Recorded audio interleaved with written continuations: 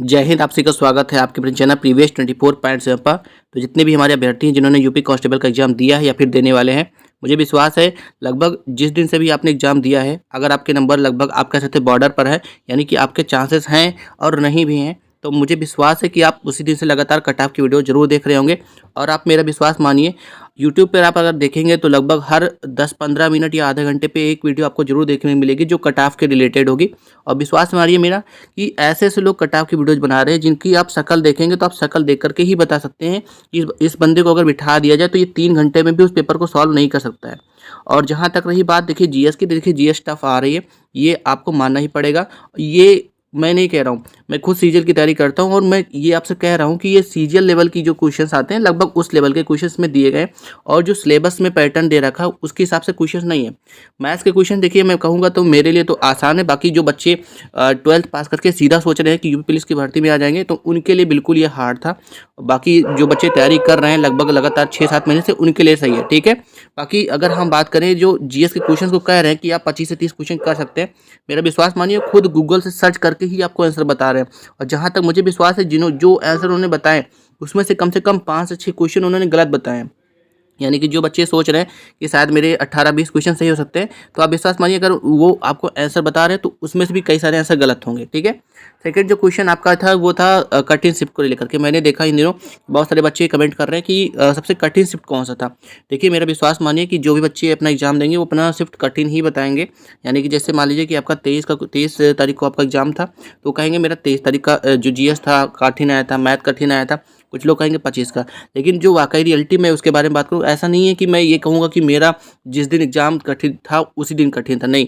जो रियलिटी है देखिए, मैं अपने शिफ्ट में जो भी एग्ज़ाम देकर के आया हूँ मैंने उसमें जितना क्वेश्चन किया है प्लस मुझे मेरे हिसाब से जो शिफ्ट मुझे हार्ड लगी है मैं उसके ऊपर भी चर्चा करूँगा। साथ में नॉर्मलाइजेशन की बात करें, देखिए नॉर्मलाइजेशन का फंडा सबको पता होता है, आप सभी ने एग्ज़ाम दिया है और लगभग आपने पहले भी देखा होगा कि नॉर्मलाइजेशन कैसे होता है। देखिए एवरेज निकाला जाता है, हर शिफ्ट के एवरेज निकाले जाते हैं कि टोटल लगभग हर एक बच्चा लगभग कितने नंबर तक पहुंच पा रहा है, ठीक है। उसके बाद जब एक शिफ्ट का निकल जाता है उसके बाद टोटल जितने भी शिफ्ट बन रहे हैं 10 शिफ्ट बनेंगे तो 10 शिफ्ट का फिर जो एवरेज निकलेगा उसका भी निकाला जाता है एवरेज, और उसी हिसाब से कट ऑफ डिसाइड की जाती है, ठीक है। अब हम बहुत ज़्यादा समय नहीं लेते हैं, स्टार्ट करते हैं। देखिए जो इंपॉर्टेंट पॉइंट है आपके, सबसे पहले तो हम बात कर लेते हैं कि क्या कुछ पूरा मुद्दा रहा। देखिए हम बात करेंगे, देखिए इसमें कट ऑफ को प्रभावित करने वाले बहुत सारे कारक हैं। देखिए मैं आपको बिल्कुल भी निराश नहीं करना चाहता हूँ, लेकिन ऐसा बिल्कुल है कि अगर आप ये कहें कि आपके 150 नंबर हैं तो आपके हो जाएंगे, तो नहीं, ऐसा नहीं हो सकता है। देखिए हाँ, ST SC कैटेगरी के लिए हमें कहूँगा कि आप वहाँ पे ST कैटेगरी के लिए की तो आप उम्मीद लगा सकते हैं, ठीक है। हालांकि 150 नंबर पे इस बार ST कैटेगरी का भी नहीं होने वाला, ये आपको भी पता है। जी कि महत्वपूर्ण कारक मैं बताता हूँ जो आपको बता रहे हैं कट ऑफ की आपके 220 प्लस जाने वाले हैं। मेरा विश्वास मानिए कि आप अगर आप मेरी बातों को केवल 2 से 3 मिनट भी सुन लेते हैं तो आप कहीं ना कहीं कन्विंस हो जाएंगे कि ये सारे कारक हैं। देखिए कट ऑफ को प्रभावित होने वाले कारक तो अगर हम बात करें तो सबसे पहला कारक तो यही है कि अगर हम बात करें देखिए मैथ के क्वेश्चन की, देखिए मैथ के क्वेश्चन अगर आप मॉक लगा रहे थे तो आप विश्वास मानिए कि आपको 20 क्वेश्चन ही वहाँ पर देखने को मिल रहे थे। लेकिन मेरा विश्वास मानिए कि अभी तक जो एग्ज़ाम हुए 6 शिफ्ट, उसमें से लगभग सभी शिफ्ट में 25 से ज़्यादा क्वेश्चन मैथ के आपको देखे गए हैं। जबकि जो मेरा अनुमान है 23 तारीख का जो पहला शिफ्ट था, 23 तारीख का पहला शिफ्ट था, उसमें करीब 29 से 30 क्वेश्चन के आसपास मैथ के थे। आप विश्वास मानिए 29 से 30 क्वेश्चन मैथ के, यानी कि अगर कोई बच्चा 20 क्वेश्चन प्रैक्टिस करके जाता था, मान लीजिए उसके लास्ट में 10 मिनट भी बच जाते थे, मान लीजिए वो कितना भी अच्छा बच्चा है उसके 10 मिनट लास्ट में बच जाते थे, तो आप खुद सोचिए कि उसको 10 मिनट जो बच रहे थे वो कहीं ना कहीं इस 10 क्वेश्चन में जाने वाले हैं। सेकंड जो आपका मानक है आपके प्रभावित करने वाला, जो कट ऑफ को प्रभावित करेगा वो जीएस का है। देखिए जीएस का जो लेवल है बिल्कुल हाई है। अगर आप विश्वास मानिए अगर आप 18 क्वेश्चन से प्लस कर पा रहे हैं, 18 क्वेश्चन प्लस वो जो सही हैं, आप मान लीजिए 22 क्वेश्चन सही करके आते हैं, है ना, 8 क्वेश्चन गलत करके आते हैं, तो आप वही 20 नंबर पहुँच जाएंगे, ठीक है। ये चीज़ सही बात कर रहे हैं, ठीक है। जो आपके नंबर बन रहे हैं 18 क्वेश्चन अगर आपके बिल्कुल सही बन रहे हैं तो आप मान के चल सकते हैं कि आपने बहुत अच्छे स्कोर किया है जीएस में, ठीक है। जो जीएस का लेवल उस हिसाब से मैं बता रहा हूँ, ठीक है। और जो सेकंड फैक्टर है, अब बात ये आती है कि कौन सी शिफ्ट आपकी हार्ड थी, कौन सी शिफ्ट हार्ड नहीं थी। देखिए ये है कि देखिए शिफ्ट तो सारी की सारी हार्ड थी, लेकिन जो मेरा पर्सनली मानना, देखिए मेरा एग्जाम तो 24 को फर्स्ट शिफ्ट में ही था, 24 तारीख को फर्स्ट शिफ्ट में था। हालांकि मुझे इसका जो जीएस था मेरे हिसाब से मुझे तो थोड़ा सा ईजी ही लगा, लेकिन जो मेरा मानना है वो है कि 25 की जो सेकेंड शिफ्ट की थी, 25 का जो सेकेंड शिफ्ट का जो क्वेश्चन आया था वाकई में उसके जो जीएस के क्वेश्चन थे वाकई में वो हार्ड थे। अगर मुझे 24 के फर्स्ट शिफ्ट में मुझे 25 क्वेश्चन आ रहे थे, तो विश्वास मानिए मैं 25 के सेकंड शिफ्ट में केवल अगर मैं बैठा होता तो मैं 20 से 21 क्वेश्चन ही कर पा रहा होता। ठीक है, तो आप मान के चल सकते हैं 25 की सेकंड शिफ्ट जो थी वो थोड़ी सी उसमें जीएस थोड़ा सा उसमें दम था।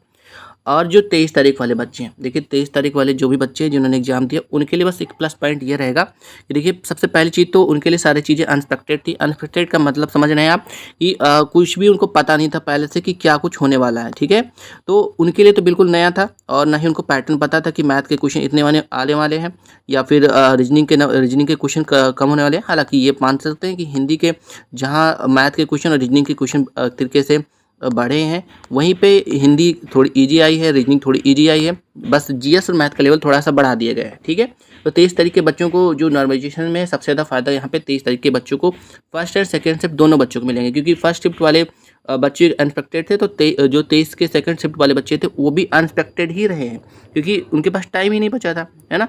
अगर वो बच्चे 12:30 बजे के आसपास बाहर निकल रहे हैं तो आप मान के चल सकते हैं ठीक आपको 1 से 1:30 बजे के आसपास आपको एंट्री लेनी है। आप एक इतनी देर के बीच में तो वहाँ पे यूट्यूब वाले बैठ करके तो गूगल ही कर रहे होते हैं, आपको तो पता ही है, बिना गूगल किए तो आंसर बता नहीं रहे होंगे। ठीक है, लेकिन मैं सबकी बात नहीं रही, कुछ टीचर्स को छोड़ करके, हालांकि मैथ्स के जो भी टीचर्स हमारे बहुत बेस्ट है।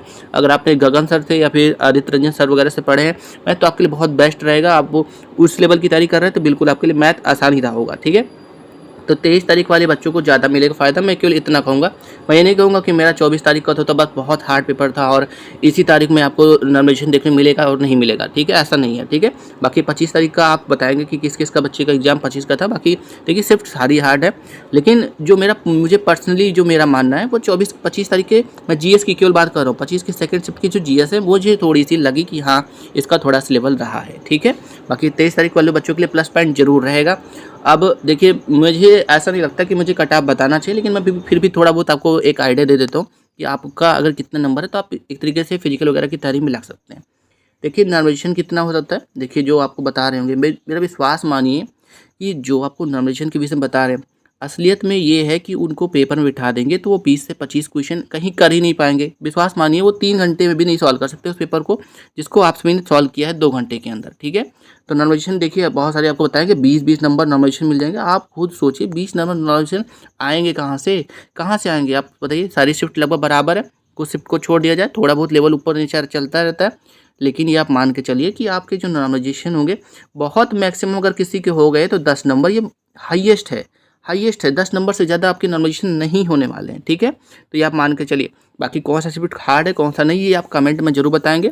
ठीक है, ये देखिए मेरा पर्सनल मानना था कि 25 का सेकंड शिफ्ट का जीएस, मैं जीएस की बात कर रहा हूँ। देखिए और बाकी जो मैथ है मैथ सब में लेवल सबका बराबर रहा है। बाकी 23 तारीख वालों के लिए प्लस पॉइंट मैं जरूर कहूँगा क्योंकि उनके लिए अनएक्सपेक्टेड था, मैथ भी अनएक्सपेक्टेड ही था, जीएस भी अनएक्सपेक्टेड ही था।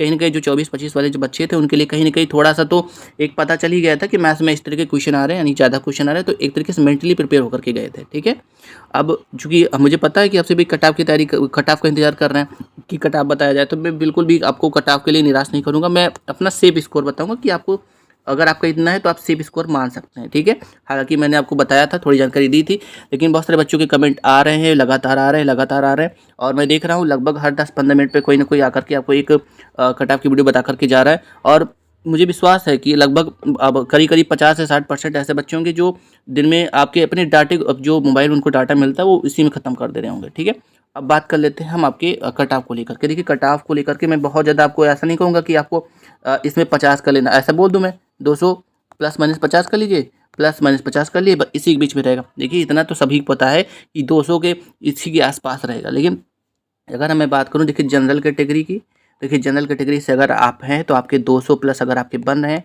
तो आप बिल्कुल मान के चल सकते हैं कि आपको वहाँ पे फिजिकल के लिए बुलाया जाएगा। ठीक है, बाकी ओबीसी कैटेगरी के लिए और ईडब्ल्यूएस कैटेगरी के लिए अगर मैं बात करूँ तो 195 के आसपास में 195 के आसपास है। तो आप देखिए मेल कैटेगरी की बात हो रहा है, फीमेल कैटेगरी के लिए थोड़ा आप 7-8-10 नंबर कम कर लीजिएगा। ठीक है, बाकी एससी की बात कर लेता हूँ, मैं एसटी कैटेगरी के लिए बात कर दूँ तो एससी के लिए आप 190 के आसपास में, और एसटी के आसपास एसटी के अगर 180 के ऊपर है तो आप ये मान के चल सकते हैं कि आपको फिजिकल के लिए बुलाया जा सकता है। देखिए आपको फिजिकल की तैयारी बिल्कुल कर लेनी है। अगर आपकी मान लीजिए फिजिकल में नहीं बुलाया जाता है तो आप फिजिकली फिट हो जाएंगे, क्या दिक्कत है। आगे एसआई की भर्ती निकलने वाली है, जीडी की भर्ती निकलने वाली है, आपको उसमें जरूर मौका मिलेगा। हो सकता है किसी कारणवश आपकी गलती हो गई होगी। देखिए ये ऐसा सबके साथ हो रहा है कि किसी के आते हुए लगभग 4 से 5 क्वेश्चन छूट जा रहे हैं और कई सारे क्वेश्चन गलत भी हो जा रहे हैं। ये हड़बड़ी में हो जा रहा है क्योंकि मैथ्स के क्वेश्चन बढ़ गए हैं, लगभग 10 क्वेश्चन मैथ्स के बढ़ गए हैं। इसके अतिरिक्त जीएस का लेवल थोड़ा सा हाई हो गया।